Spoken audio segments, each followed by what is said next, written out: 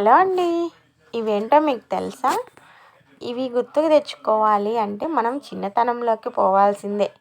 ఎందుకంటే మనం చిన్నతనంలో స్కూళ్ళ దగ్గర ఈ కాయలను స్కూల్ బయట అమ్మేవాళ్ళు. ఇవి ఉప్పు కారం వేసుకుంటే బాగా ఉంటాయి. వీటిని చిన్న ఉసిరికాయలు అంటారు. ఈ చిన్న ఉసిరికాయలు సి విటమిన్ బాగా ఉంటుంది. ఇది చిన్న ఉసిరికాయల చెట్టు ఇది.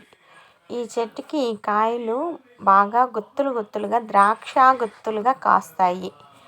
ఇవి చాలా పుల్లగా ఉంటాయి. కానీ మనం బాగా ఇష్టపడతాము. పిల్లలు బాగా ఇష్టపడతారు వీటిల్ని. చూడండి ఎంత బాగున్నాయో. చెట్టుకి ద్రాక్ష గుత్తుల్లాగా బాగా కాస్తాయి. ఇది మా ఇంట్లో ఉంది. ఇది రెండో కాపు ఇది. అందువల్ల మీకు ఈ కాయల గురించి చెప్తామని చెప్పి చూపిస్తున్నాను. ఈ చెట్లు ఇప్పుడు చాలా అరుదైపోయింది.